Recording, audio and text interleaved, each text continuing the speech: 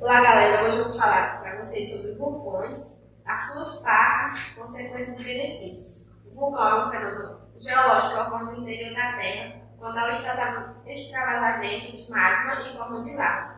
E o magma fica embaixo da crosta terrestre desde quando surgiu a Terra, 4,5 bilhões de anos atrás.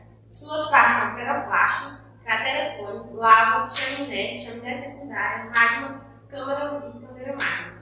E por que isso ocorre? Isso ocorre devido à pressão e à temperatura do solo, onde as pedras se derretem e alcançam a superfície liberando gases, e só entra em erupção quando há pressão forte que faz as rochas racharem, que é esses detalhes que vocês estão vendo.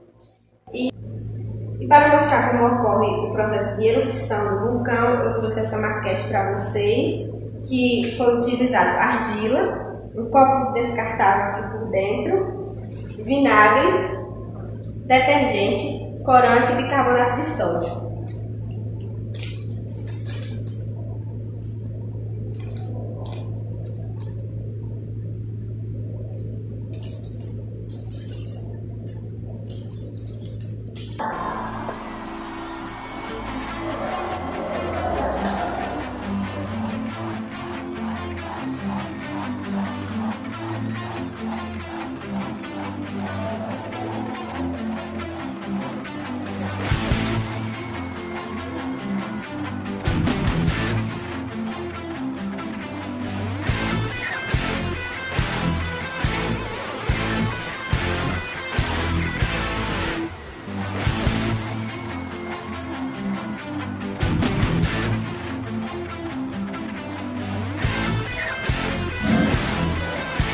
As consequências de quando o vulcão entra em erupção é que ele mata plantas e animais, e se tiver alguma vila próxima, ele também causa destruição. Foi o caso do vulcão do Krakatoa, na Indonésia, que fez 34 mil vítimas.